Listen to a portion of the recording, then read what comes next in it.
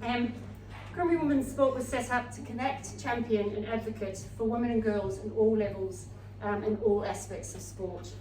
Our intention is to be the missing voice, speaking up for and highlighting the achievements of women and girls in sport. We're initially going to do this through networking events, and after Beth has finished interrogating Laura, please do stay and make the connections that will help our networks grow. As a new charity, we're delighted to have conversations about partnerships, sponsorship or funding. So if you have any spare rooms, any spare tech or any spare change, please feel free to hand it over. So a big thank you to Big Moose for their support. So the reason why we're here. How do women secure a spot at the top table? And we have the perfect person here to tell us this.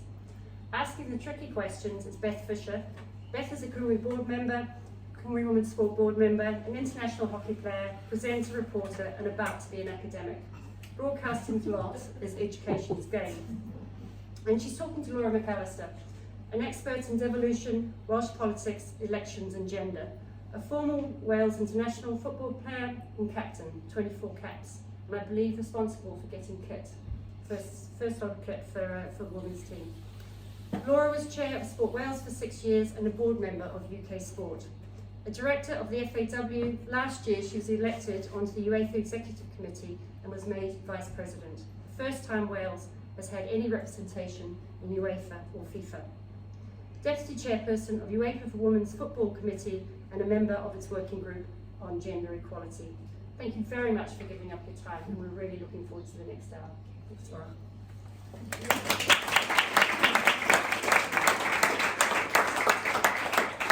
Right, thank you very much for coming.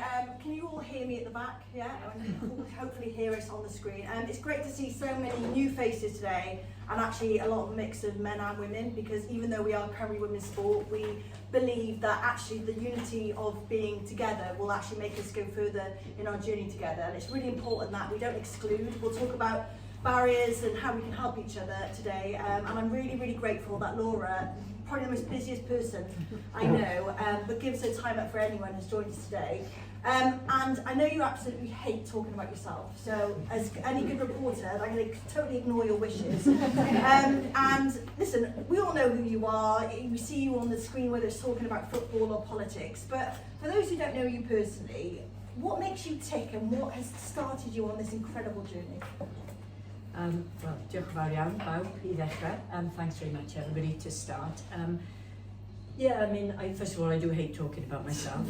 It's probably, the only other thing I really hate is losing in sport or anything, but these two things are not my favourite things to do. But I appreciate as well that it's really important to try and talk to people about the journey that we've all had, so that we can inspire other women and particularly other underrepresented groups to try and achieve.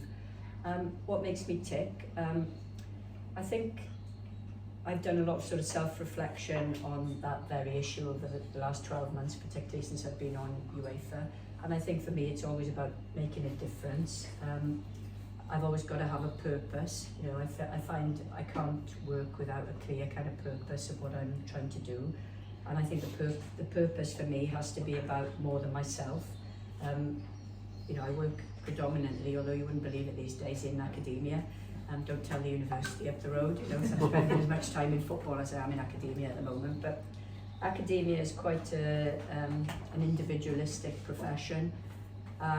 It's quite lonely and it's quite isolated, and you can achieve your personal goals in a very conditioned way without depending on other people, actually. But I think in areas like sport, particularly if you're a moderniser and trying to instigate some change, you need to do it as part of a team and with partnerships and with allies and so on. But the purpose and the implications and the repercussions are much greater, and I find that really fulfilling. You know, I've always liked to do something that I feel has an impact on other people around me.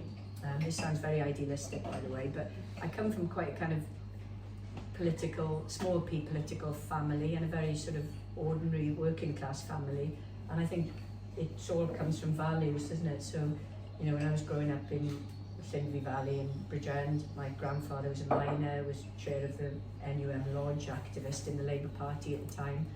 And my mother, who left school at 14 and, you know, I'm going off the tangent here, but I'll come back to it, left school at 14, and then later in life trained as a social worker, having brought up 3 kids in the meantime. I always remember the kind of values discussions we had about, you know, doing things for other people, about contributing to your community, about volunteering, about discussing politics, you know, and small p politics, not party politics, but, you know, things like fairness and equality and education and health and all of those issues. So in a way, I think, you know, I'm very much a product of that background, really, a sense that the best things are things that are communitarian and things that are achieved for other people rather than just yourself. Well, you saw that at home, that small p political, but I'm just wondering, you know, there's that phrase, if you can't see it, you can't be it. Obviously, you were an international footballer, you know, you've gone into, you know, governance as a professor. So I'm wondering, what drove you as a childhood, in your childhood, to kind of have that ambition to reach those sporting heights, and who were your heroes growing up? Well, I'm really instinctively competitive, and that's not always a good thing, by the way. I'm less competitive in my academic environment, definitely, but that might just be because of the nature of academia. But I've always been really competitive in sport, you know, and I was a sports mad kid growing up and did everything really, hockey, netball, football, you know, with boys in the street rather than in an organised way. But my main sport was athletics, actually. You know, I was a half decent sort of middle distance runner. But, you know, I always wanted to win, you know, but again, it was less about, I think, about the personal accolade of winning, and more about, you know, what that meant to people around you, to your family and to your school, and, you know. So I think that competitiveness is something that has always kind of driven me.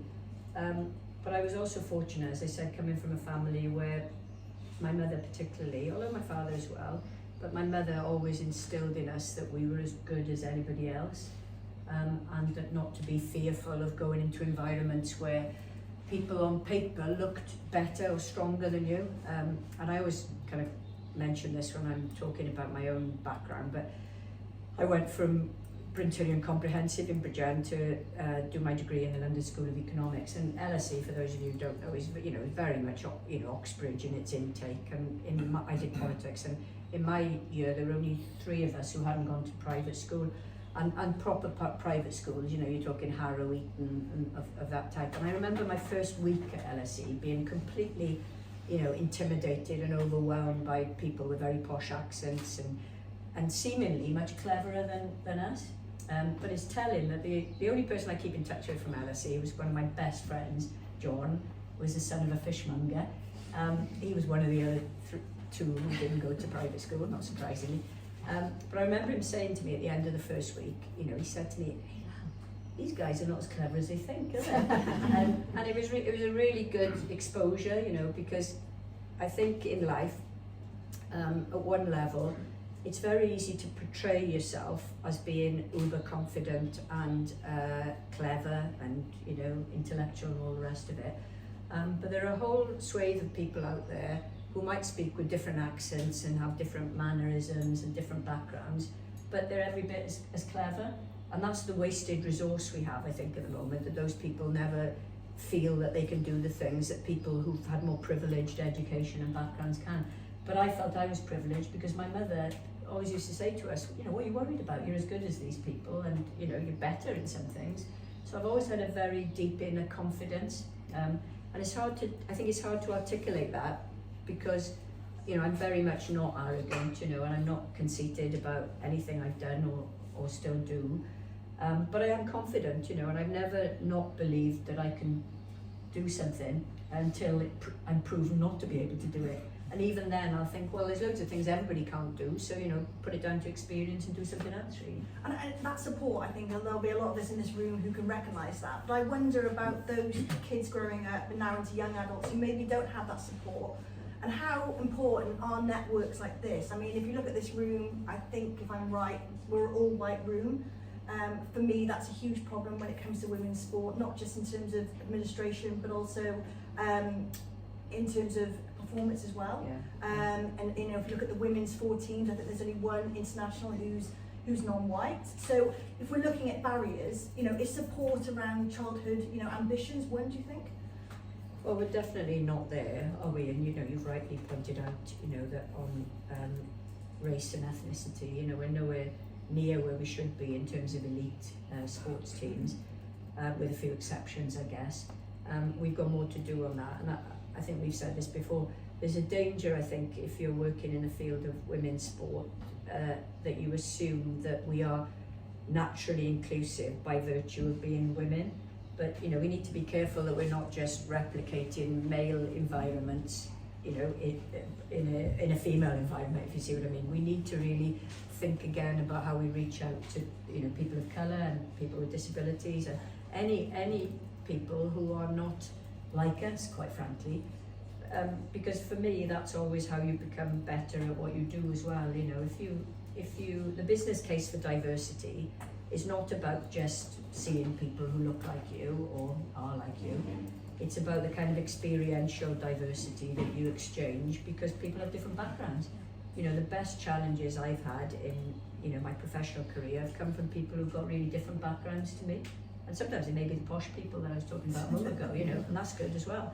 But it's from people who've had, you know, a different life experience, a different perspective, and therefore something different to say, you know. And we need to tune into that, by the way, you know, because you only get better by listening, you know, and hearing what people are telling you. Well, I recently just looked at my, you know, career pathway, and I realised that every job I've gone for, someone has recommended me or sent me the applications. And I think as a woman as well, there's a confidence thing, isn't it? Oh, I can't do that job, and I think there's a stat that if you think you can't do 50% of what the job advert says, you won't go for it. So what I'm trying to say is that thanks to my network, I've gone for things, but I'm wondering how those closed doors then close off other people who may be even more suitable for a job. Yeah, well, they do.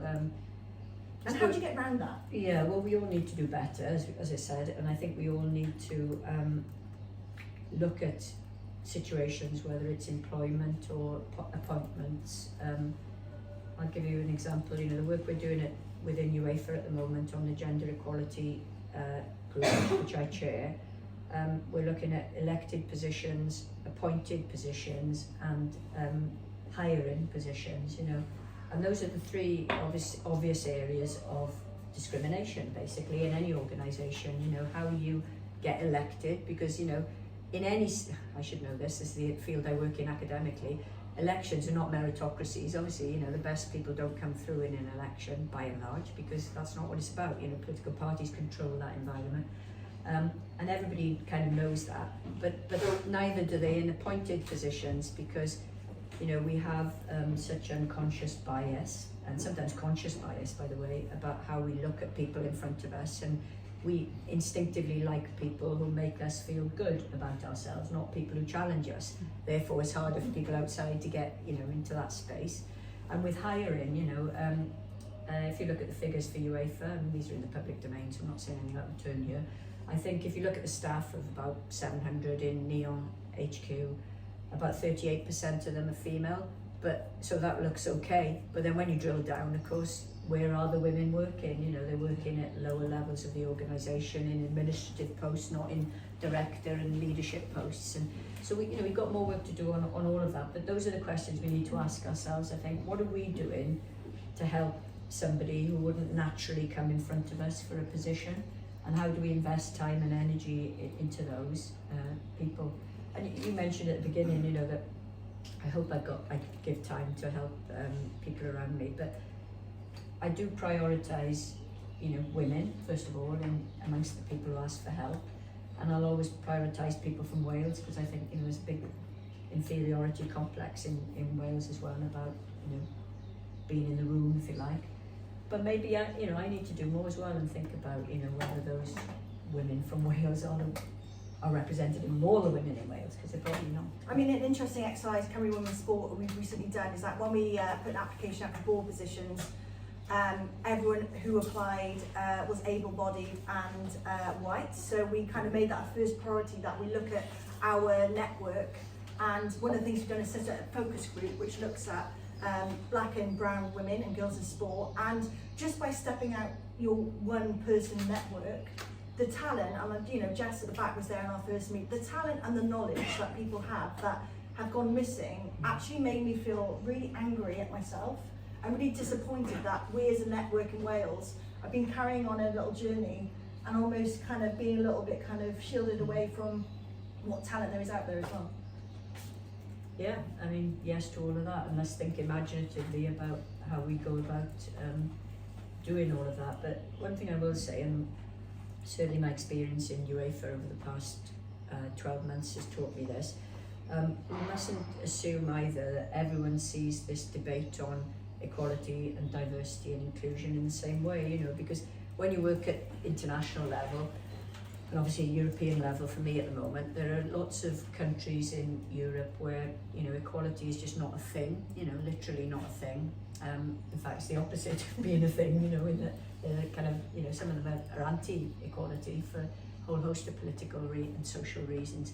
And I think we've got to be careful that we don't just assume that the battles are the same in every nation and in every country. You know, we've got to be attuned to cultural differences, because otherwise what we'll do, I think, is deepen the equality debate in the countries where it's significant and we're making progress. Traditionally, you know, the Nordics and you know, the British Isles and this side of Europe, if you like, and then ignore Central and Eastern Europe and the Mediterranean, and, you know, and say, you know, they're not in the same space as us. But often those are the countries where you can make faster progress, you know, because you need fewer people to make faster progress, if you see what I mean. I'll give you an example. I'm working with a really lovely guy, Armen, who's the president of Armenia, actually. Smashing guy, human rights lawyer, you know, and really very hard line on gender and quotas and driving change on that. So unless you open your eyes to the potential, you know, you could miss opportunities to make a big change as well. Well, we're going to drill down a little bit into what's happening in Wales. Obviously, I mean, I'm not even going to pretend to even challenge you on the governance thing, but let's talk about better governance, because the word scares me, if I mean, quite honestly, with you. But you're the expert in this, and I think everyone throws around the word good governance. But for me, what does that look like to you? And in Wales, is anyone doing it well? Well, to answer the second question first, I think lots of people are improving in their governance. Whether they're doing it well is another question, because it depends where you set the bar, doesn't it? You know, do we want exemplary governance? The absolute pinnacle of exemplary governance is probably a pipe dream, because, you know, it's something you can never quite reach and get every bit of a jigsaw in place at the same time. But that shouldn't stop you aspiring to, you know, to be and have an exemplary governance structure. I think for me it is about a few basic things. It's about a learning culture. Now these will surprise you, because people always talk about, you know, good accountability, compliance, and diversity and so on. But for me it's about having a learning culture in your organisation where you're really open to challenge at all times, and having a leader or leaders who welcome challenge, who open themselves up to challenge, you know, and invite it, if you like. Not many leaders are good at that, you know, because the problem is once you get to a leadership position, you're doing one of two things. You're either, you know, investing your time in the people around you to build the organisation, or you're protecting your position to ensure you're either reappointed or re-elected again, you know, and you see this in sport time and time again. So one of the things that I've always done is almost set a time limit for myself on leadership roles in order to discharge that good governance approach. So, you know, when I got elected to EXCO, you know, first thing people say to you is, oh, well, you know, you'll be able to stand again and you'll definitely be elected, you know, for your second term, because that's how it works and so on. But I think it's important in your own mind to think, I've got 3 years in this role. I'm going to try and do as much as I can in 3 years and not worry about the future, because the minute you start thinking about, you know, how to be re-elected, you've taken your eye off the ball, haven't you? You know, you've taken your eye off what you can do in that role, rather than, and you're making it about yourself rather than about the organisation. So I think that leadership approach is really fundamental. I think accountability in a very transparent way is fundamental to good governance. And that means, unfortunately, that you have to hold your hand up when things don't go well and say it's your fault. You should carry the can if you're the chair of a board, obviously, even if it's not actually your fault, because, you know, somebody has to be the figurehead. And then I think thirdly, it is about ensuring that the organisation is renewing itself. So it's back to what we said about having people from different backgrounds, not just representational diversity, but cognitive diversity. So they're asking you questions that you didn't expect to be asked, and they're probing in a way that good boards should, and so on. So I think that's if you put those three things together, you would generally have a good governance framework. But you can always be better, And in fairness to sports organisations and other organisations in Wales, a lot of them are doing things well. But as long as they don't think well is good enough, that there's something better than well, then, I think that's what we've got to aspire to. Absolutely. Listen, we've come together, our second event is Cymru Women's Sport, but you were actually part of the initial, I call it 1.0, which watch it go. For anyone who's part of that, we had the most tremendous event in the Senedd, and then COVID hit, and then it all went to pot. But how important is it to have, a charity like this coming in to maybe fill a space that no one's done before? I think it's really important, and there's room for lots of different charitable organisations, representing different bits of the sports ecosystem, because you've only got to look around you to see how fast and exponential the growth of women's sport is. I mean, people always talk about women's football because it is the most visible and biggest, and probably, and it's the most powerful sport. So yeah, fine to focus on women's football, but other sports for women are growing as well.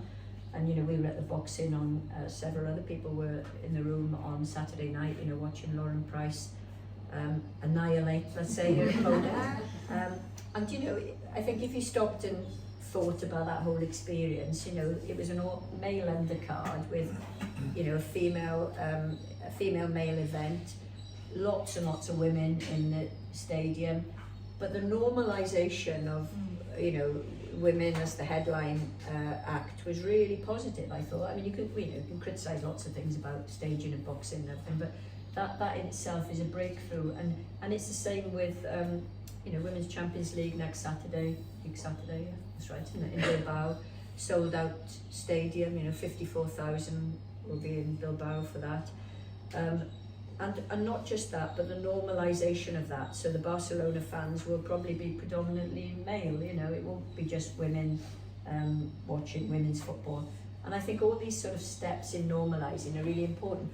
But we mustn't get carried away, because we know at a whole host of other levels, including participation and school sport and all those other areas, there's a big divide between girls and boys and men and women. Hence, charities and organisations like this, I think, let's agitate and advocate and champion and, publicise. Let's do that, because nobody's going to do it for us, until it lands on somebody's lap. And at the moment, women's football particularly is landing on the laps of lots of men who've worked in the industry. But we don't want to rely on them, we should be doing things around the edges to help other sports where women are participating that may not be as, high publicity. And obviously you were chair of Sport Wales, and a very successful period in the Commonwealth Games, etc. We've got the the likes of netball, we've got the Cardiff Dragons. If you go down there, it's a real brand identity. Do you feel that Wales and maybe national governing bodies do enough to put their sports on a level where it's visible enough, or is that kind of the job of the media and the NGBs as a mix? Well, it's a partnership, isn't it? It's a tough gig sometimes, running a Welsh NGB, because they're set up, in as mini businesses, and with very limited staff and resource, and then they have to discharge a whole range of responsibilities. So I've always been aware of that, obviously, because when I was chair of Sport Wales, I saw it at first hand, and even the big governing bodies, like the WRU and the FAW, we're not that well resourced in terms of staffing. And I've noticed that, obviously, working more with UEFA now, because you see some of the big federations. I mean, England are an obvious example, but France and Germany and Italy, and whereas we might have one person in the role, they'll have 18 people doing it, and yet we expect the same outputs from Wales as we do from England, for example. So, I think that everybody says about Wales that we punch above our weight. I don't particularly like that phrase, but that's because of the commitment of the people who are in the roles by and large, you know, in some of those sports.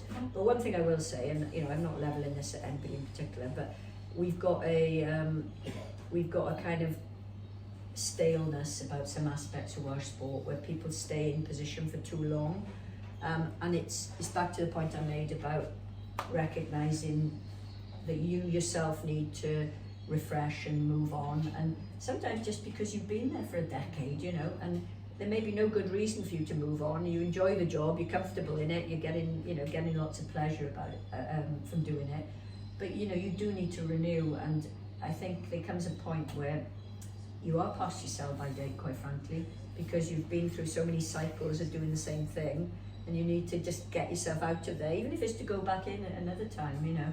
And if that means going, you know, to work in Europe or England or whatever, then do it and come back and help us again, because I think that's how we create space for some of the people that we were talking about earlier on. But in reality, you know, if a person doesn't recognise that, how do you then, as a sport, or maybe the people around that sport, try and shut them out? Yeah, well, that's good, but that's good governance, isn't it? And it's part of the reason why. Technical term that way. Yeah, sure. It's part of the reason why you shouldn't have a board made up of people from the sport for obvious reasons, you know. I mean, that's just goes without saying. Neither, by the way, should you have a board made up of professionals who have got no connection with the sport, because both of those are kind of, you know, opposite ends of the problem. But if you could get the balance right with getting professional people who, you know, either understand or know or love the sport or can learn to do that with some people from the sport, then it's really, really important. And by the way, this is an interesting debate in football, I think, because you know, we talked a lot about that. What do we need to improve the governance of football? Do we just need more women, generally? Well, most people would say yes. But do we need women who understand football? And I feel very strongly it's got to be a mix of those two things, because I've sat on boards with women who are very good professionally, but no offence to any of the men who've been involved in this, but it's very easy to convince them of something if they don't really understand the dynamics of the sport itself. So if you've got people who want to sell a strategy or program or something, they're not being adequately challenged then by some of the women who've come through on the board, you know, and that's a problem. But and recently in the media there's been lots of examples, not just in Wales but in England as well, about boards saying, well, we had no idea. Do you think that people in those boards should take a more, I guess, active approach in speaking to people below? I mean, because, you know, I've sat on a board, you're basically reading things that get delivered to you, you know, and is that the wrong way to do a board? Yeah, it's completely the wrong way to do it, but I mean, I appreciate that it's hard to get people to sit on boards as well, you know, so we've got to be mindful of that. But I think it's incumbent on you, if you're a board member, to talk to people who are not part of the directors team, you know, the executive directors team, because obviously the directors will tell you one thing about, you know, the reason and rationale behind strategies and programs, and some of the staff will tell you a different angle. So I think you've got to invest time in going to speak to people in that sport, whether it's coaches or players or officials or whatever it is, and try and get under the skin of it a little bit. But you've only got limited time as well. Yeah. But I mean, I've found over the past 12 months in UEFA, I've had more insight into what really happens in the politics of the organisation by chatting to people randomly in the headquarters and asking them simple questions. Sometimes I know the answer to it. What would you call a simple question? I mean, you know, Professor. Yeah, it's a good question. Well, there's no such thing as a simple question, because, you know, they're complex answers, aren't they? But I mean, I've said to people, for example, you know, in the fringes of ExCo meetings, you know, does this feel like a good culture for a woman to be in, you know? Yeah. And often the women I'm asking are not members of the board, you know, they're women who are looking after the, you know, mainly men, you know, because I'm the only woman on ExCo, so yeah, look after me as well, but I'm the only woman there. So, you know, you get little disclosures of interesting facts and figures, even when people are being really polite, you know, and diplomatic, you get a little sense of it, of how it works behind the scenes. And I think you should just try and put together the pieces of the jigsaw to get a real insight into the organisation, and then you can make more of an impact because you understand the hinterland and you know what's going on below the surface, really. Well, you're Dorothy tonight, and we're not going down the yellow brick road, we're going to call it the rainbow brick road. And we're going to take a little steer off, we're going to talk about the rainbow hat, because I'm sure everyone in this room knows it, but Laura... Well, Aled does, because he was with me. I'm not saying Aled then. Laura caused quite a stir at the Qatar World Cup by wearing a rainbow hat. For those who don't know, maybe quickly explain what happened and your reasons for doing it, because you weren't elected onto UEFA Executive Committee then, so I'm wondering whether that was in the back of your mind as well. No, nothing was in the back of my mind, I've got to be really honest, except going to the game. Apart from jail, basically. Not even that, really, I thought about that afterwards. Yeah, anyway, you all know the story by now, yeah. I met up with some of the FAW guys after we were doing ambassador events with the British Embassy in Doha, and I met up with the FAW guys in the hotel bar, and off we went to the game. And actually a lot of us were wearing rainbow bucket hats when they are. Lowry, who lots of you know from the FAW, Aled, Cardiff, lots of us. And then we heard when we were in the queue, so we were going in as ordinary fans, you know, we weren't there in any official capacity, and then we heard in the queue that the security guards were taking bucket hats off, rainbow bucket hats off Welsh fans, and you know, either throwing them in the bin or saying that you can't come in wearing them. And so we were chatting about it, obviously in the queue, and I remember Lowry saying to me, what are you going to do? And I was like, I'm not going to do anything, I'm just going to carry on and see what happens, you know. And I suppose, you know, maybe again that's my kind of competitiveness and, you know, fighting spirit. I was like, well, you know, we all knew the misgivings about a World Cup in Qatar. You know, lots of us, not just those of us who are gay, but lots of other people felt very, you know, uncomfortable about going to Qatar for a whole host of different reasons, and lots of people didn't go for that reason, you know. But those of us who did go, I mean, admittedly I was there in a work capacity with Welsh Government, but nevertheless I felt we had a responsibility to people at home, you know, who had either not gone or had problems with going. So if we just said, okay, right, you know, we've got to get in here, let's take our hats off and go in, that would have been a big capitulation, wouldn't it? It would have been basically saying we're at the first challenge, we're giving up, basically. And I'm not one for giving up, you know, I'm much more one for having a little battle, you know.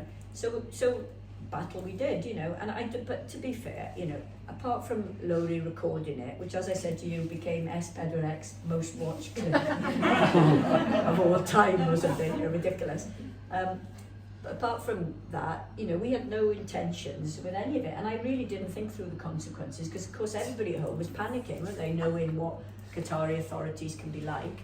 I was just thinking, I'm not going to miss this Wales game for love or money, you know, once I'm in, you know, so. But then we didn't expect it to go as viral as it did, you know. We did 68 interviews with, you know, news providers all over the world. And it obviously wasn't a very comfortable experience, but, you know, looking back, it was something that allowed us to showcase Wales's commitment to equality. You know, there weren't other fans there wearing rainbow bucket hats, but Wales fans were. So it allowed us to show what we're about as a nation and a footballing nation.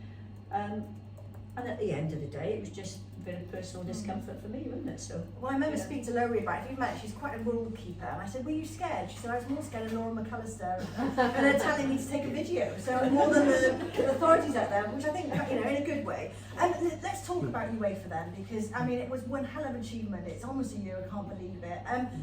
You know, you're the only woman on that board, and I think we were going to try and put a picture up, but. If you, I mean, you'll find it. Basically, you are the only woman. It's not where's Wally, it's where's Laura. But since, you know, a year's gone in your 4-year term, I just want to kind of reflect on what that's been like for you and how are you feeling with when you're gone? Well, it's been a massive learning experience, without a shadow of a doubt. You know, it's been hard at times. It's been lonely, not just because I'm the only woman, by the way, but because, you know, culturally it's a very different environment in which to work. It's been physically and mentally grueling, travelling as much as I have done, because the expectation is that, you know, there's lots of events, and until you're embedded in an organisation, you don't really know which events you definitely have to go to and which events you don't have to go to. And it turns out you have to go to a lot of them. You know, I've worked that out by now. But obviously, we're you know, in this period now, we're entering into the UEFA club finals, and there's events attached to all of those, you know, exco meetings or conferences and so on.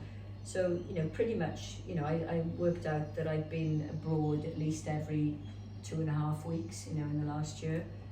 Not great, you know, for your family, obviously, you know, we've got 2 girls, you know, who are 6 and 10. And whilst they understand, you know, the importance of it, you know, and Annie particularly, because she's older, understands that it's about, you know, something good for girls in sport and things, you know, obviously it's hard, and it's hard for your partner at home, and it's hard for you when you're away, really. And because, you know, I'm an introvert by nature, I don't like, you know, networking in that intense way. You know, I don't like always being with people, and, you know, breakfast meetings and lunch meetings and the meetings in between, and then dinner and then drinks, and you're constantly on work duty, really. So it's draining. So the minute you come back, then you're exhausted, and of course, you know, you come back and you've got to pick up on your family life and my normal work in the university. So it's been very, very tiring. But there's been bits of it where, you know, I feel as if I'm starting to have some degree of influence, which was the whole point of doing it in the first instance. The Gender Equality Working Group, which I chair, as I said, and I've had a really supportive environment in which to appoint people that I think will drive change there. You know, there's a couple of new female presidents in UEFA, Pascal Van Damme in Belgium, Lise Klaveness in Norway, relatively new, you know, so there's women who can, you know, who are also in senior positions, who can be of assistance. I've just taken over the chair of the social and environmental sustainability That's why you arrived on your bike. yeah, I always do that anyway, but yeah. That's important because the social bit of it is all of the equality and diversity stuff and anti-discrimination programs, respect, you know, football all, which is the Football for All program. And then the environmental sustainability one is obviously everything to do with, you know, green matters and, you know, carbon footprint, and we've got a lot of work to do on that, obviously, in an organisation like UEFA. But chairing that committee gives me influence, obviously, you know, and a status that can hopefully try and change things. So I guess I've enjoyed parts of it, you know, and I feel very, very proud, by the way, of being, you know, the first Welsh person on that, and I feel that's a big responsibility as well to Wales, you know, so I'm conscious of that. But there have been big parts of it that have tested me, let's say, personally, you know, but hopefully it'll get easier, you know. Yeah, and that was my next question, that you're a very principled person, so have you ever been put in a position where those principles have been challenged? And I'm guessing, you know, you meet lots of different people. I mean, I saw you in a picture of you and it was the Saudis in the front or the back. Oh my god, what a, you know, you should have worn your rainbow hat, by the way. But yeah, have there been points where you thought, right, I'm not sure I can do this because it challenges what I believe in? Well, there have been points where I've been very uncomfortable, but not points where I thought I can't do it, because I know why I'm doing it, you know, and I was under no illusions that, you know, I'm coming into football at a time when lots of the top clubs are state-owned, you know, by regimes that don't respect equality, and this is putting it politely, obviously. So I was under no illusions that, you know, it would be impossible to avoid relationships with people in that environment. I knew only too well that I was going to be the only woman in most of the absolutely most significant discussions about football strategy. But again, you know, that doesn't bother me per se. I mean, it can be odd at times, but it doesn't bother me per se. It bothers me more personally that that's kind of uncomfortable and not a particularly nice environment to be in. But professionally, I don't have a problem with that.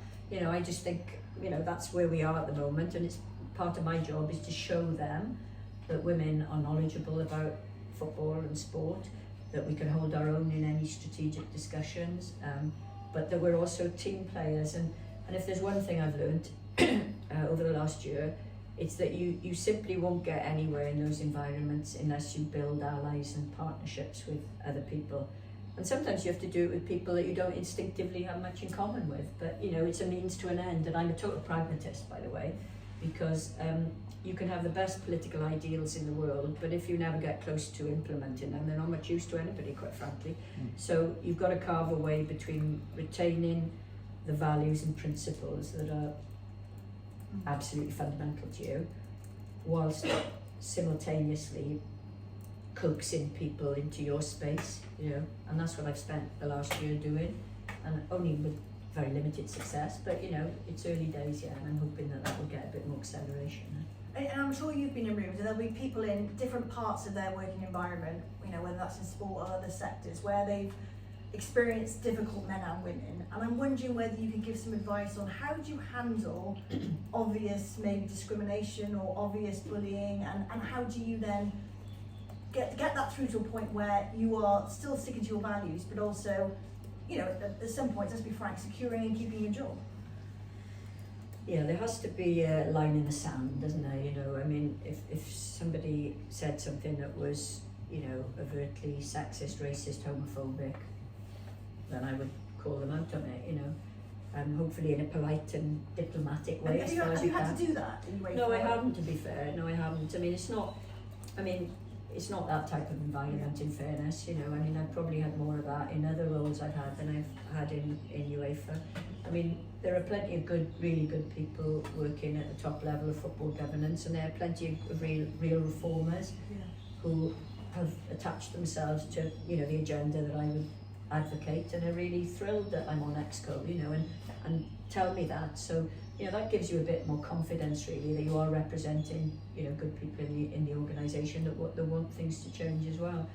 But there has to be a little bit of soaking things up, and I know this sounds horrible, but there are things that you sounding off about won't achieve anything and might actually be counterproductive. And it's about what I said at the beginning, you know, keeping your eye on the goal that you're there for and the purpose of being there.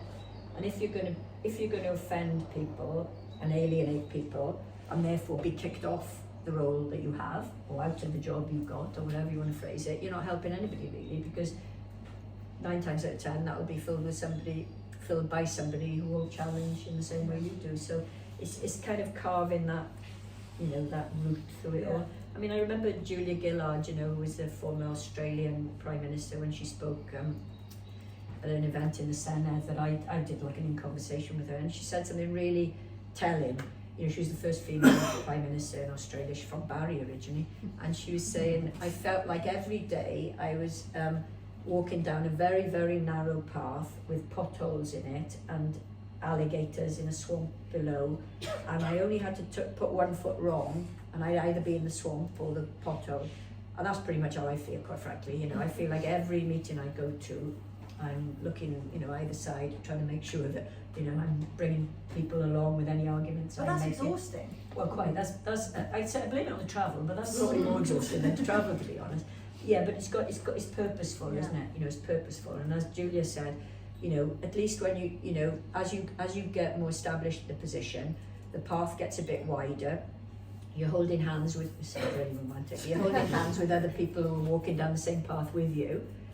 So hopefully by next year, well, no, not hopefully, we'll have another woman on ExCo next year, because we've changed the statute to have 2 positions for women. Well, that will be a big breakthrough for me personally to have another woman there, but also for UEFA. So, you know, we've got to accept that it can be tough and lonely at times, but it'll get better, you know, and we've got to dig in and stick at it, really. For those who are new to Wales, Barry doesn't have crocodiles or actually, there are potholes. Potholes, yeah. But yeah, well, obviously you are the only woman, and we keep saying that. But in terms of good allyship, have you experienced that at that level, and what does that look like for you, and particularly in those rooms in UEFA? It can be as simple as people coming up to talk to you when, you know, initially you don't know everybody in the room, because obviously if you're new to an organisation, you know, straight away you're going into that world of breakfast, dinner, lunch, networking functions, you know, and if you don't know people, you can be, you know, out on a limb, can't you? We've all been there, you know, you go into a room and you're the one that doesn't know everybody, and there've been some people who were really good, you know, and made sure they came up and introduced me to somebody else, and it's always been a principle I've followed, you know, because if you go into an environment and you feel isolated and intimidated and lonely, you're never going to go back, and you're never going to offer yourself up to an organisation that you could have a really significant role to. So for me, it's really important that we do that as well. Now, you know, not just in UEFA Circus now, but in any environment, you know, we connect people and make sure nobody's out on a limb. And doesn't know somebody else, because they're the most fruitful conversations, aren't they, when there's a new person in the room. So I've had really good support from lots of men, because they are mainly men, you know. But at the same time, you know, I feel I'm in a slightly different position, because I know my role in that governance environment is to challenge. You know, I'm not there to simply sit there and, you know, soak it up. I'm there to try and make some kind of difference anyway. So that means I'm never going to be the most popular person in the room, which is fine, you know. I'm just a fact, I guess. You know. Yeah, and the word resilience is thrown around a lot when you talk about women climbing the ladder, whatever sector they do. But we had a conversation last week about how it can then actually put a lot of pressure on women to become something they're not. Yeah.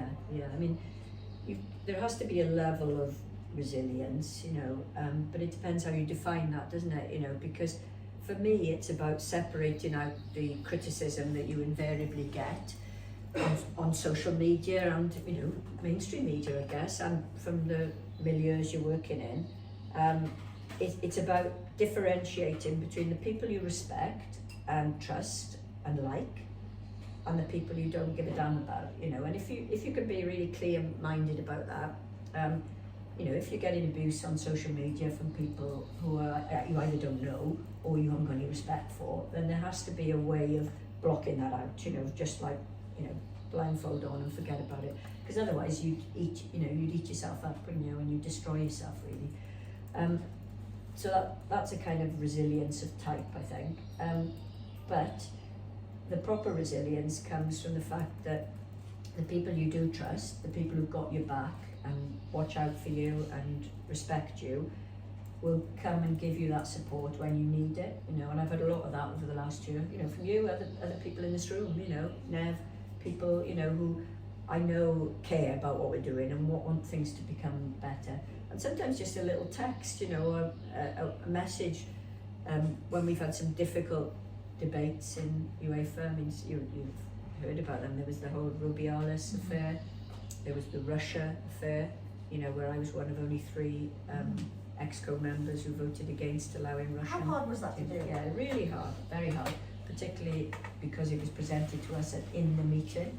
So I had no time to have any conversations with the FAW or with even Welsh government, because it was it was actually a political matter, really. So I had to make my mind up like that. And in that moment, go through that little process. Was that something in terms of, you know, going all the way back to, you know, growing up and values, and or was it? Well, you know, you can, with hindsight, you can rationalise it like that.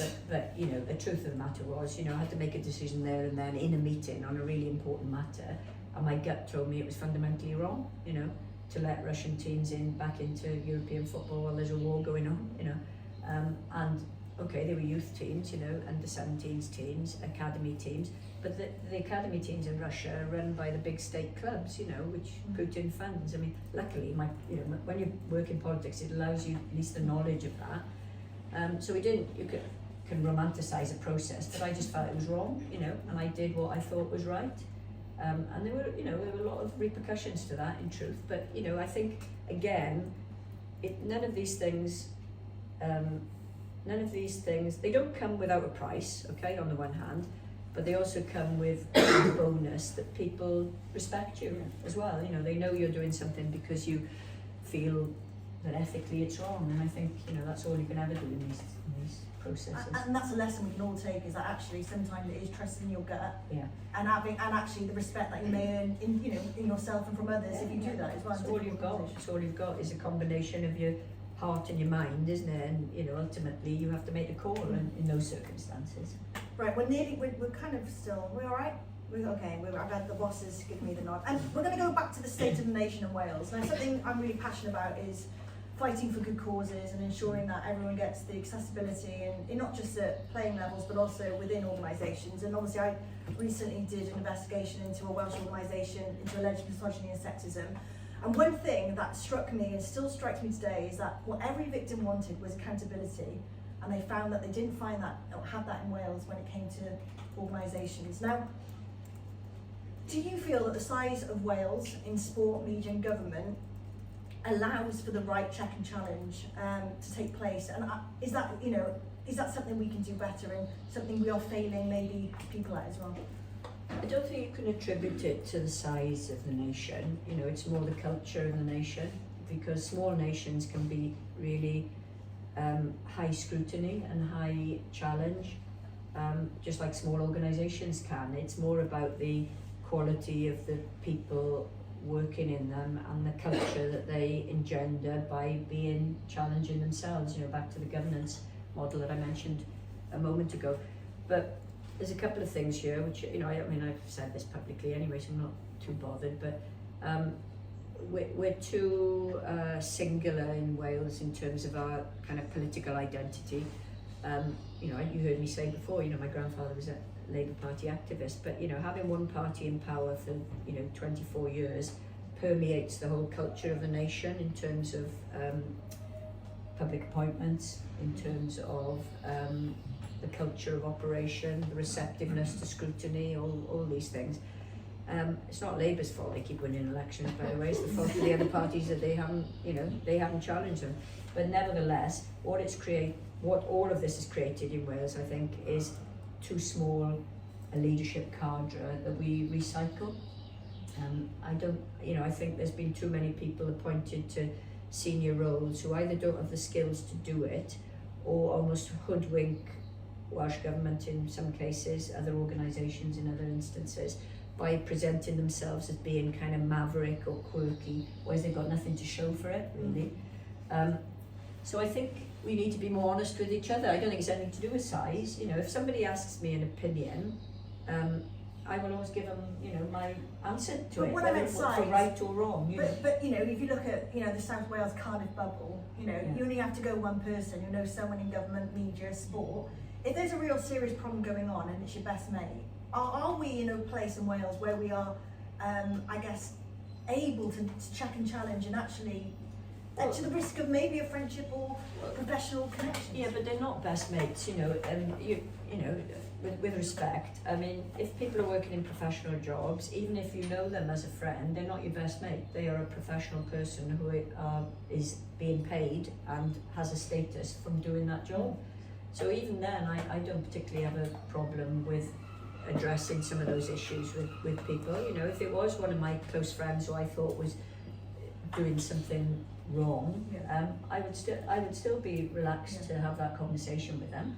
You know, you might frame it in a different way and handle it in a different way, but we've all got to take responsibility for any public office and any public status we have. We've all made mistakes, by the way. It's not, nobody's saying anybody's perfect, but you know, we do need to be more rigorous in our scrutiny of each other.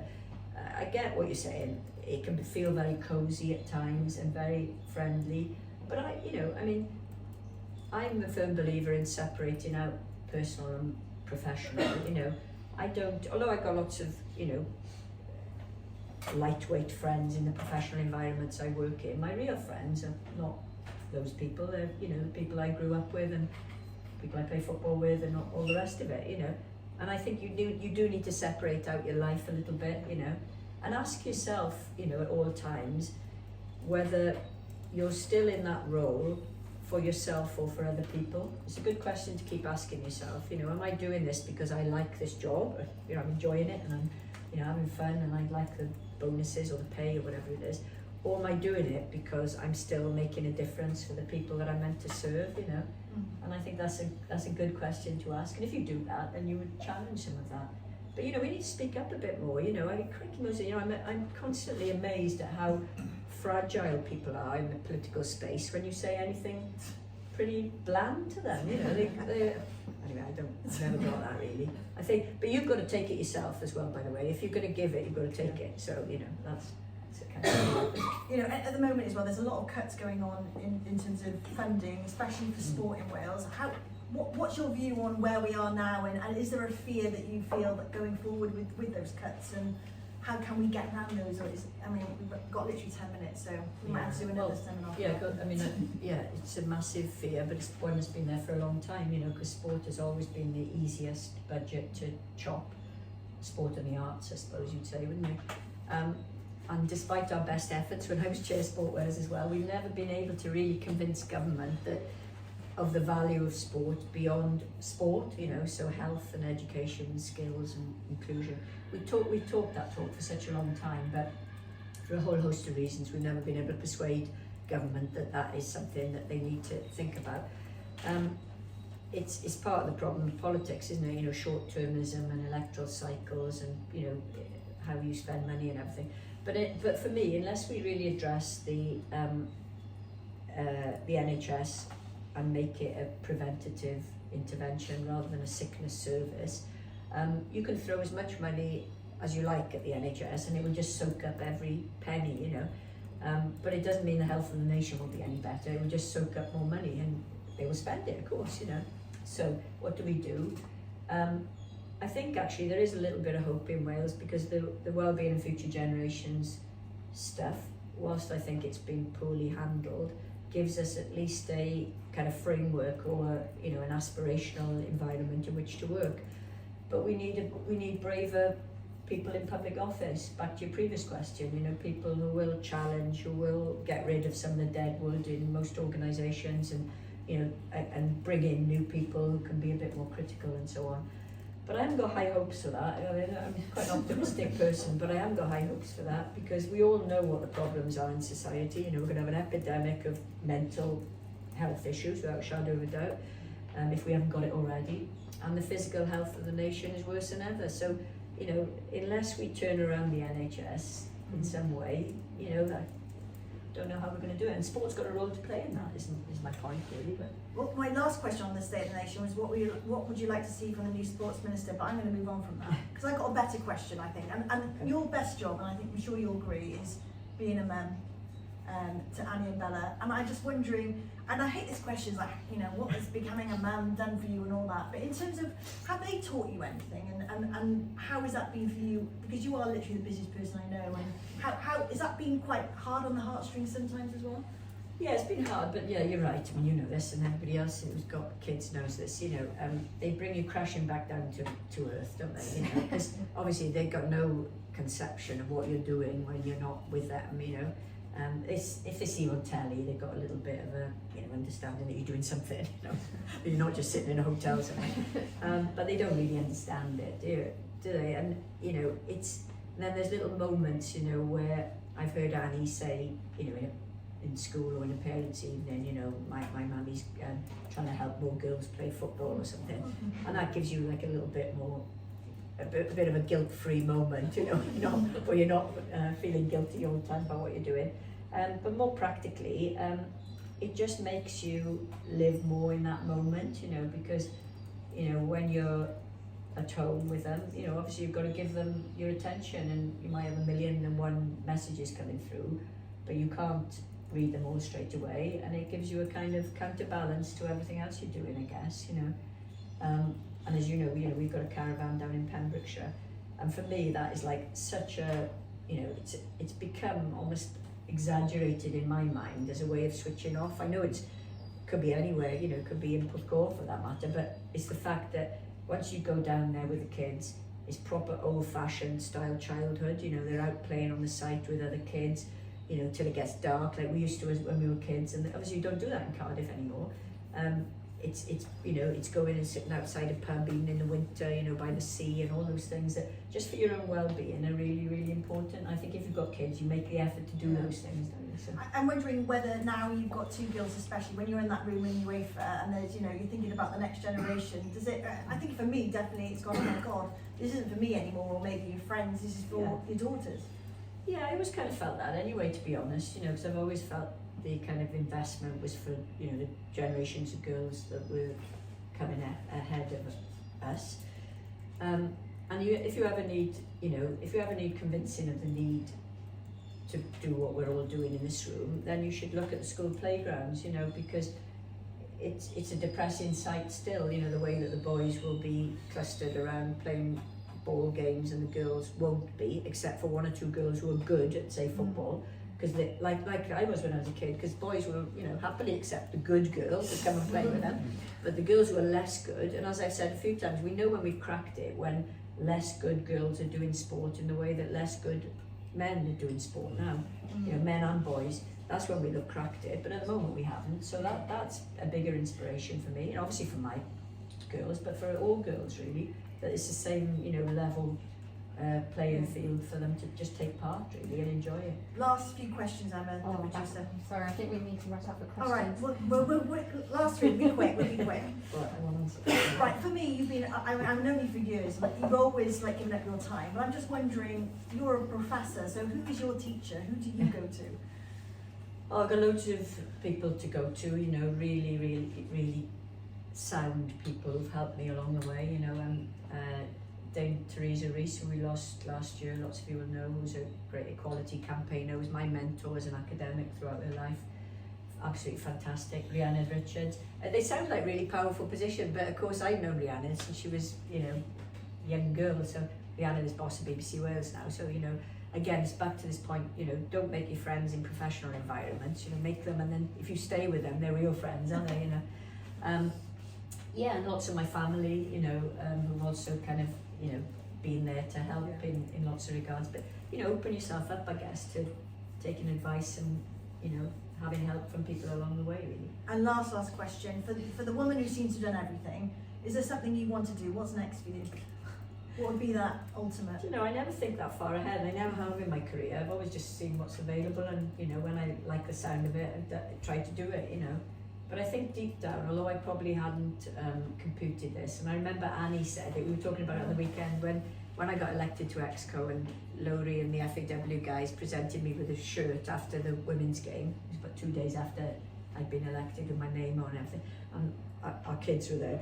And Laurie interviewed Annie, didn't she? She said something really funny. She said something like, Mammy's been waiting a long time to do this, but in fact all her life. I was thinking, have I? Well, I obviously didn't process it in that way, but then afterwards I thought, yeah, I mean, when I think back, you know, to a young kid growing up in Bridgend and kicking a ball and my career, there's a little bit of me that thought I could do this as well, if not better than the men who were running it, you know. So maybe she was right, you know, maybe she was saying something that I didn't know myself, you know, that it was kind of always what I wanted to do.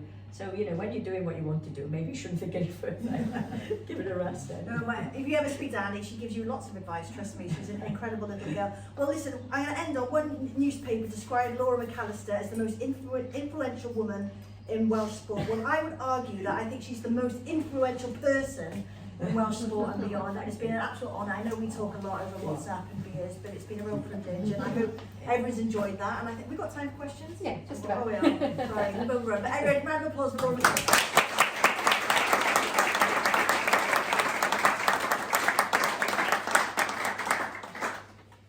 Anyone, hands up in the old-fashioned way. Right, lady at the back. Hi, thank you. Really interesting. Can I ask, how can the value of women having seats at the table be protected whilst Welsh sports associations and governing bodies, such as the FAW, have regulations that would accept those seats being occupied by men who identify as women? Well, look, this is a really tricky debate, isn't it? And it hasn't been helped by the debate being so polarised and made toxic by, well, never mind by whom. The fact is that the debate is toxic and polarised, and that doesn't serve anybody well, in my opinion. But we also have to be mindful that the most important thing is that we give the opportunity for everyone to participate in sport. Unfortunately, there will be times when the desire and rights of some people will clash with the desire and rights of other people. That's the nature of, you know, resourcing in any environment. I hope we can move out of the phase we're in at the moment in this debate and become better at respecting and including everyone who wants to do sport, but also accept there will be times when, particularly in elite sport, there will be a clash between what some people want to do and what other people want to do in that space. Online question? Yeah, so why have we never been able to convince Welsh Government of the wider benefits of sport in tackling health inequalities, and can you speak more to what you think will convince them? Yeah, well, I've sort of touched upon that with the health issues. I think that there's a way in as well by convincing commercial and probably tech companies to get involved in this debate. I'm not, particularly commercial person, and I'm certainly not an expert on that, but I've read some interesting pieces, particularly in the US, about how you organically build kind of alternative sports structures that are well funded and well resourced, but are prioritising groups that are not, naturally coming into that sport.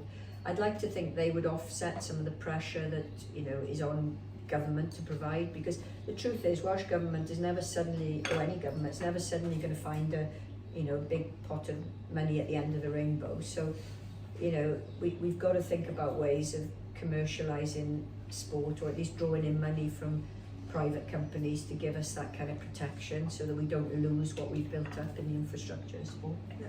Any more questions? On technology, rooting participation in sport, because you've got one hand FIFA bringing on their Xbox things every year, these people stay in and play instead of going outside. So the way you look at it now on your phone, you can speak to anybody in the world, you can order anything you want in the world, you do whatever you want on your phone, it keeps you in, it keeps you isolated. So how are we waiting for FIFA going to get people out to participate, to combat technology, while they're using technology to keep money out in the first place?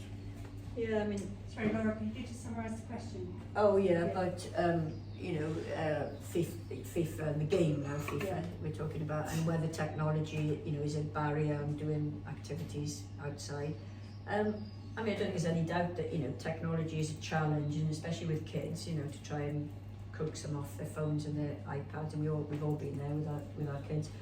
But I don't think it's an either or. I think there is a way of harnessing technology to to drive participation and so on.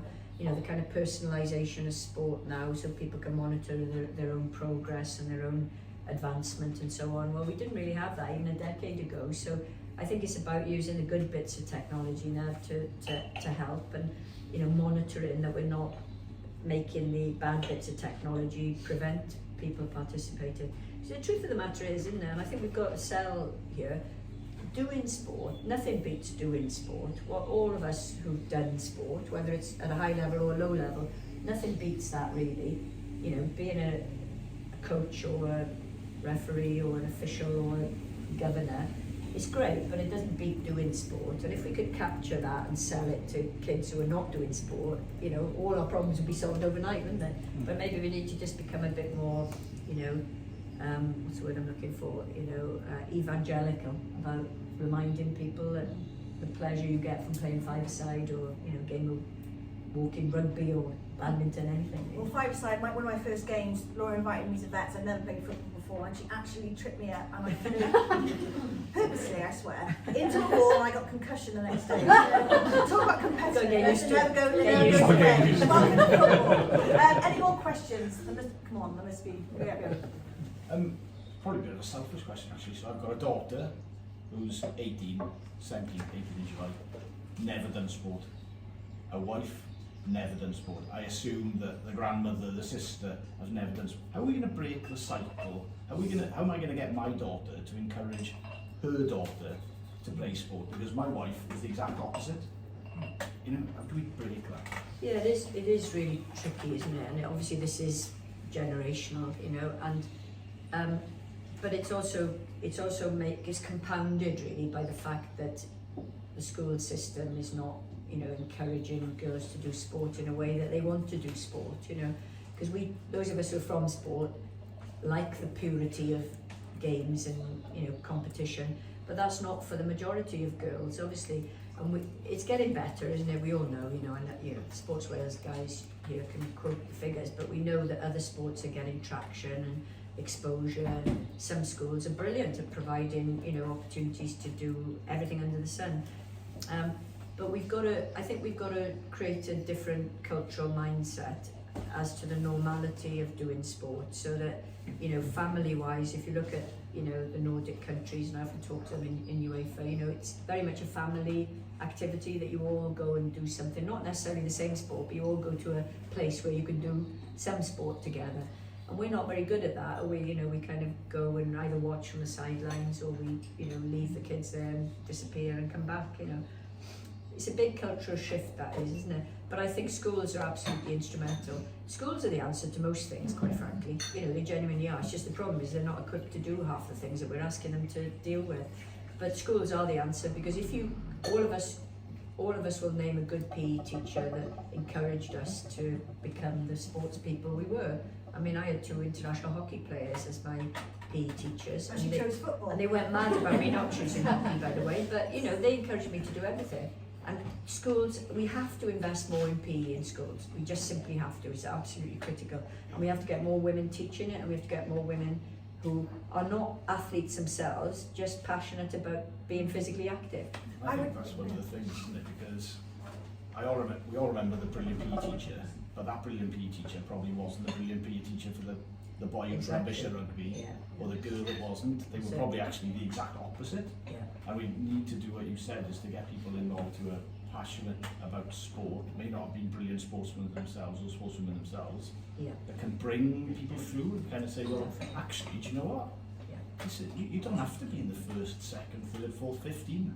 Yeah, and we talk about networks, and I joke about football, but I genuinely never played in my life, and it was that kind of like, again, network, open the door to a world which now I can't get bloody rid of them, you know. And on a serious note, and I think as well, I think we've got to stop being so elitist about the word sport, because, you know, I didn't like maths in school, but I still use it every day, kind of, on my iPhone, on my calculator. But I think as well, you know, I do a lot more walking, and I think it's taking that snobbery around from being elite and actually kind of using sport and physical activity in the same breath, and not being so kind of judgmental about those who maybe aren't in that. You know, without wishing to go into a whole different debate, we've also got to deal with issues about how, you know, young girls are sexualised in society generally, and therefore are more nervous about taking their clothes off to do sport. You know, these are big societal issues, and sometimes we look at us in the sports sector as if we got the answers to all these things, and we haven't, you know, because these are societal problems, you know. But we can play our part in answering them, the only way we can play our part is to normalise, you know, as you say, ordinary girls doing ordinary sport that isn't competitive most of the time, but just a bit of a laugh, you know. Absolutely. Any more questions? We've got another one from online. Do you want to go first? No, you go. Do you think there are any sports that are actually doing equality well, that are a sporting body that you think that, you know, football or things could be learning from? I think all sports are trying to do equality well. I don't think it's for lack of desire, you know. I don't think there's a single sport out there, well maybe somebody will name one now, but I can't think of a single sport that isn't trying to be more diverse and inclusive. I'm a horse rider, so the reason why is that men and women could be on equal footing. So And there are, exactly. And it's not just that. I mean, there are sports where men and women compete on equal footing, and then there are countries where sports that we regard as being male-dominated are not. Rhiannon and I were talking about North America, you know, and football. So there are cultural differences, aren't there, as well as sport-specific differences. I think everybody's trying, but they're probably not giving it as much attention as it deserves. You know, if you're in a sport where it's patently obvious that the women's side is not progressing as it should, Nigel won't mind me saying this, rugby, in Wales particularly, then it's right and proper that strategically the governing body puts a big resource into accelerating women's rugby, because it's had a century of underinvestment, you know. So it's about, back to the governance point, you know, you need governors on the board who can see that the investment up until this point simply hasn't been good enough. And you tilt it, you know, I don't apologise for it, by the way, when men moan that the money's going into women's whatever. You don't apologise for it because there's been a century of neglect, you know, so it's only recouping what we should have had a century ago. So, you know, you have to be quite brave about those decisions, but quite tough about them as well. Online? Yeah, so what piece of advice would you give to young women trying to enter the sports or football industry? What's the biggest challenge in your opinion? One piece of advice. I would definitely say, you know, pursue your dream. I mean, football, not just football, but sport generally, is a fantastic sector to work in, and it's a privilege to work in a sector that means a lot to us personally, isn't it? You know, it feels like something very special, you know. I mean, we could be working in a meat packing factory for want of something I wouldn't want to do. So we're very lucky, and we should remind ourselves of that, you know, and if it is the dream of a young girl, then she should follow that dream. I would definitely say to her, pick the brains of people like all of us who are already there, but come with really specific questions. I keep saying this to students, you know, when you're busy, if somebody sends you a general email saying, can I have a chat with you, chances are you won't ever get around to it. If somebody says to you, I want to ask you this question, I will always reply, because it shows they've got a bit of nous and they've already understood that, you know, this is how the world works. And then I find most people will give time and effort and support and, you know, subsequent mentoring and use us, you know, because we've all been there, you know, we all know the difficulties. I think we've rehearsed tonight, didn't we, you know, that we're breaking through to a world that is still predominantly dominated by men. Sorry, this whole night we've been talking about you sort of breaking down barriers, challenging other people's unconscious biases, and you mentioned Aman from Armenia. You've been exposed to so many other countries, other ways of thinking. Has there ever been a moment this past year of UEFA that you found your potential unconscious bias being challenged, or maybe a perception that you had that, kind of like the roles have been flipped in any sort of way? Yeah, it's a really good question. Sorry, Laura, can you summarise it again? Here on Oh, sorry. Just about unconscious bias, and Megan was asking, has the last year, you know, registered my own unconscious bias, you know, in terms of how I've operated. Yeah, I think it has, you know. I think it's quite, I wouldn't say it was unconscious bias, but it was an assumption that everybody thought it was in the interest of football to become more diverse and more inclusive. And the truth is that isn't how lots of people see it, you know. A lot of people are quite happy with the way football is run, you know. And a lot of people don't think there's anything to worry about, you know, with either state-owned clubs or multi-club ownership, or, you know, the attempted Super League, you know, which of course would have been a closed league, you know, with no relegation and promotion and so on. A lot of people don't think like us, so I suppose culturally that's a really, it's an important realisation that we become acclimatised to working with people who have similar values to us by and large. And then obviously the moving into a different cultural ecosystem, you realise that people might not think that. They don't think there's a place for women around the board table. I'm not saying anything about people in UEFA here, but some people do think like that. But I quite like a challenge like that, you know, because I think that makes you more determined then to show that you know as much about the sport as anybody else there, you know, male or female. Any more questions? Laura, you talked about the kind of growth and momentum that we've seen in women's football. And I think one of the things that's come with that is that actually the blueprint that we've got for men's sport doesn't work for women's sport. I'm kind of just interested to hear, like, what are you most excited about in terms of the possibilities that are out there now for women's sport, now that we have got that growth and momentum and we're starting to recognise that we need to do things differently? It's a big issue for us in football because there's a sort of assumption that the women's game will grow in the same way as the men's game and follow the same path. And lots of us have been saying for quite a long time that isn't how we should steer it, because there are lots of things wrong with the men's game, as we said earlier, and it's the same in all sports, not just in football. So why would we want to just give it free rein to grow in the same way as the men's has done? But that can be quite tricky, you know, because there's been this exponential growth, and people want more of it. You know, they want the broadcast deals to come in the same way they have for the men, the commercial deals, you know, the attendances, but I think we've got to step back at key junctures and say, is this what we really want? You know, we want women's sport to be more value driven than men's sport. We want it to be less selfish, you know, and individualistic, I think anyway, and we want it to be better connected to fans. I feel very strongly about that in football generally, by the way, because my first exposure to football, apart from kicking a ball, was as a fan. You know, my grandfather took me to see Cardiff when I was 3. Yeah, and I got lumbered with that for the rest of my life. You know, I took my kids, they were That's 10 months. Yeah. You've got to pass it on generation. But I think fans are the bit of football, certainly, and probably rugby as well, where we don't invest enough in. they're really sensible voices on how the sport should be developed, I think. Of course you've got your kind of, extreme ends of that, but, whenever I've talked to fans groups like Football Supporters Europe, they're really measured about how they want the game to develop, and they understand that the women's game is different.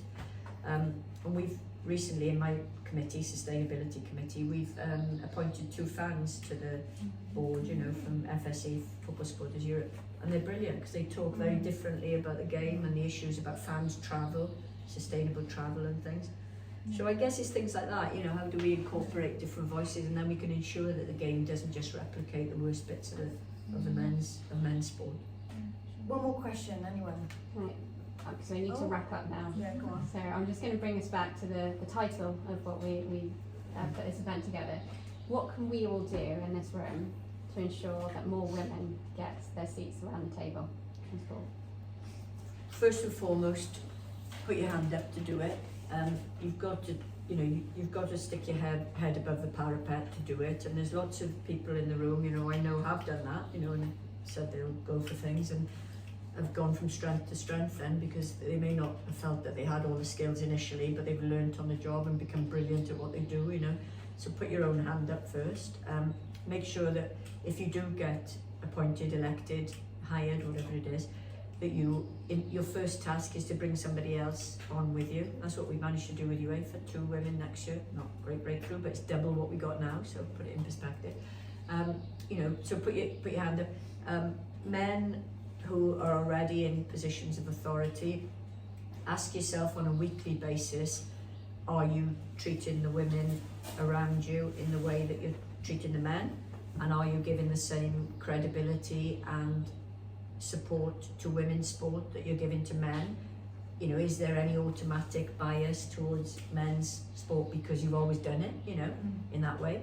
And if there is, give yourself a poke in the eye and say, right, for, this week all I'm going to focus my attention and professional mindset on is women's sport, and you believe me, even if you did that every other week, you wouldn't compensate for the century of, neglect and everything. So don't worry about that when people tell you that.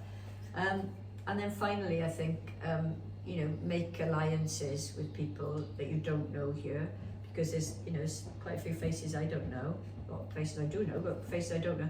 And I bet everybody in this room has got something unique to offer to Welsh sport, without a doubt. Everybody here has.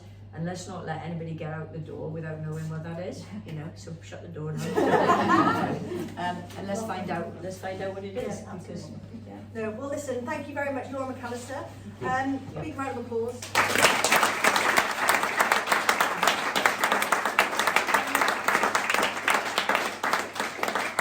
A little bit of a call to action as well. Obviously, Cymru Women's Sport is very new. We meet weekly. It's, it can be quite challenging, but everyone's in this room now, and I really want you to be part of this growth, not just for us in the room, but actually for everyone coming through. And the biggest thing I think I've learned from Laura tonight is actually, it's not about you, actually, it's about everyone coming through. So next time we have an event, please bring someone else that you know. And actually, when you go back to your workplace, think, how can I broaden my network? How can I get people who don't look like me, don't think like me, to be part of this journey? Because if we don't do it, then we'll be in the fucking same place in 10 years' time. And I'm getting old now, and I haven't got the capacity. All right. But anyway, that's my bit over. But I just want to say thanks for everyone for coming, because there's always a fear that no one's going to turn up apart from, your fellow board members. So thank you very much, Laura, and thank you very much to Emma, who has been our event extraordinaire. So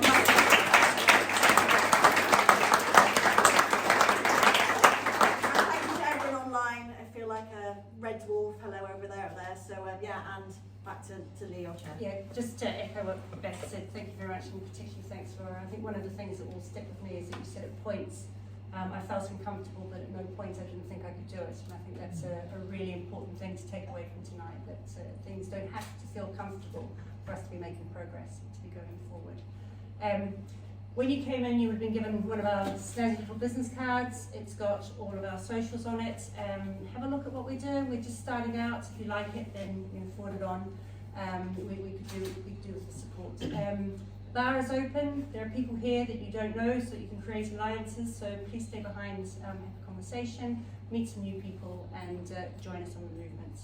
Thank you very much again.